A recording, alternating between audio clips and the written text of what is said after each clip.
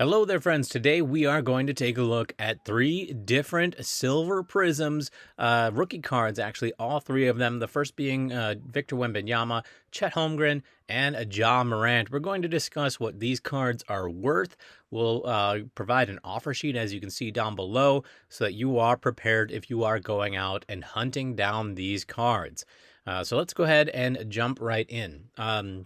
What I do like to mention is we're going to be doing two raw, being the Wembanyama and the Holmgren. The Ja Morant will be a PSA 10. So for the raw ones especially, the numbers that I'm going to provide to you here, I would recommend only using in person. So if you're going to a card show, a shop, that's what these numbers are for, because I want you to be able to get your hands on the product. Does that make sense? I want you to be able to look at those corners, make sure you've got sort of clean edges, the surface isn't scratched or marred in any way, because I want you to be able to get your hands on the best card possible, and that's when these numbers are particularly useful. When it comes to the PSA 10 of the Ja Morant, unfortunately, well, not unfortunately, fortunately, PSA 10's consistent across the board, so you probably don't need to buy that in person as far as these numbers are concerned. So let's talk about this Victor Wembanyama. This is a 2023 Prizm rookie card, number 136, silver Prizm. And as you can see, we have a pretty massive wave low to high. And this is what I mean about getting your hands on it in person. The highs are definitely going to be sort of the perfect cards that people are hunting for. And so they obviously have much more demand, much more bidding, and the price basically follows suit. These lower ones, probably lesser quality, or something was interesting about the listing data on it that let those low numbers come in. On the right-hand side, we do have 15 recent comps. These are all sales that happened on eBay. The low, $535, the high, $1,225. We've got a swing of 128.97%. Now, for me personally, I like to see that swing lower than 100%, higher than 50%, because that's really my sweet spot as far as targeting cards. That tells me there's enough consistency within the pricing that I can unload it at a pretty consistent price point. With these swings, that means you've got to get your hands on the perfect card, as usual. So down below, we have our offer sheet. Top right corner, we see PSA submissions. Up here, we've had 461 of them. 267 have come back a PSA 10. That's a 57.92% return. That means to me that if you happen to pull one of these cards, I'd get it graded. I definitely would get it graded just to see if you happen to have one of those 10s. When it's a better than coin flip chance of getting a perfect PSA 10, that's when I send mine in for sure. On the bottom left here, we have a blue number. This is the average bid price that had to be paid in order to win one of these cards in auction. Again, a raw state. Next to that, we have $572. That's the average shipping price for an all-in total price of $819.97. I personally wouldn't consider this to be fair market value for this card because sellers have fees. Always remember, sellers have fees. So when people are, or when you're at a show and people are pulling up just raw comps, they say, hey, the past three went for $80, $100, and $90. So why don't you just give me $90 for this card and we'll call it even? Well, they're not taking in consideration, or they're hoping you don't take into consideration, that the sellers that they're comparing these cards to had fees. And usually that's 13 to 15% right off the top. So don't spend $90. In fact, and this, we're not spending $814. $706 after fees is what sellers are actually taking home. So remember to look at the price without fees. This more fair market value, but I do like to get in a little bit lower than that, and that's why I employ stoplight offer sheets. 70 is in the green, 75% is in the yellow, 80% is in the red. So these numbers are percentages of the blue. So 70% of 814 is going to be 569. We've got 75% is going to be 610, and 80% is 651. That really usually means that red is my hard stop at 80%. But let's take a look at the bottom third of the market, because I always like to make sure I'm getting into the bottom of the third. And we're going to drop down 5 from here. 1, 2, 3, 4, 5. So it looks like 563.58 gets me into the bottom third of sales on eBay, which means for me, I'm not going to be approaching the yellow or the red on offers. Usually that means the green at about 570 is going to be my last offer. So that's how I know where I'm going to be stopping.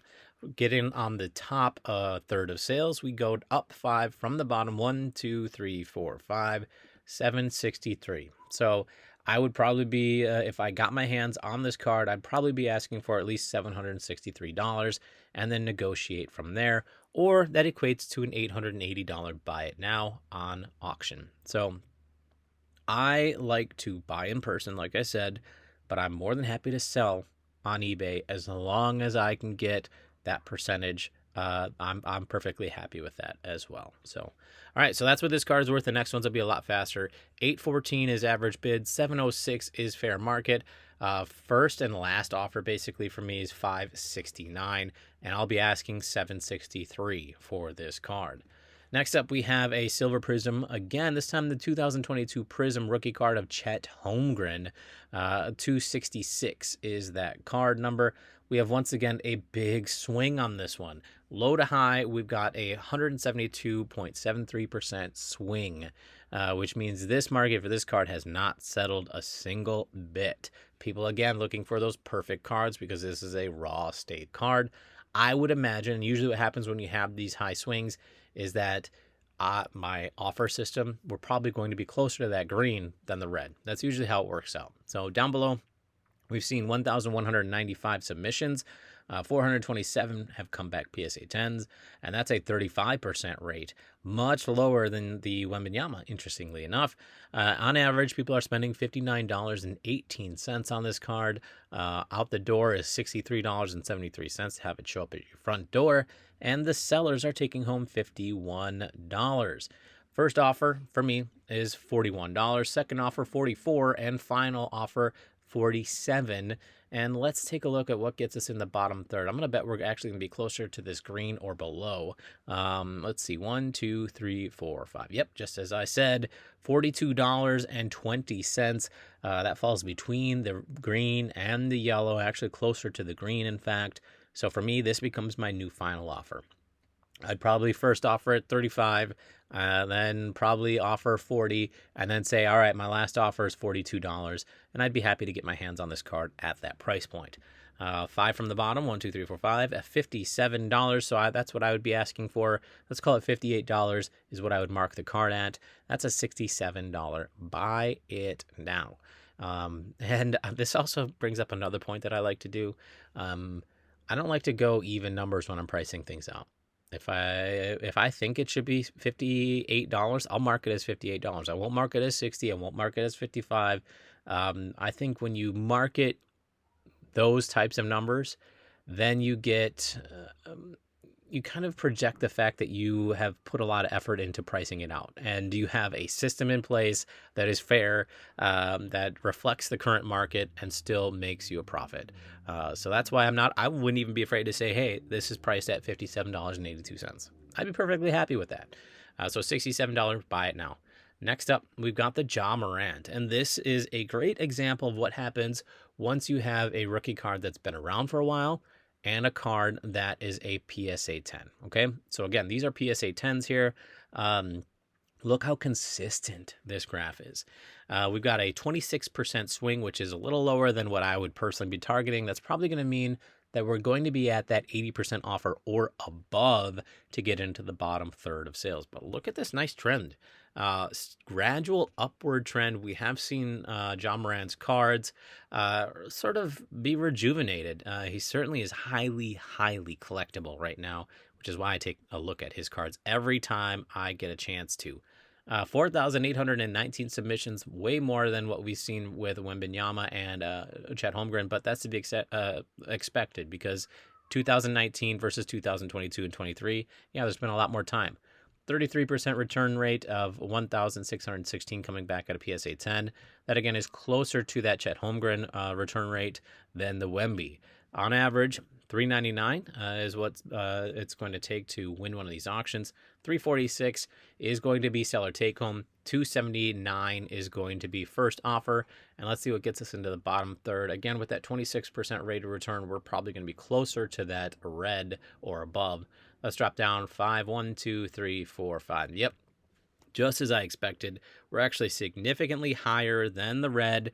337 and 98. That falls closer to the fair market value or seller take home than it does even that 80%. So for me, 319 is my final offer on this card. I'm not going to go to 337 because in person people are far more motivated to move cards.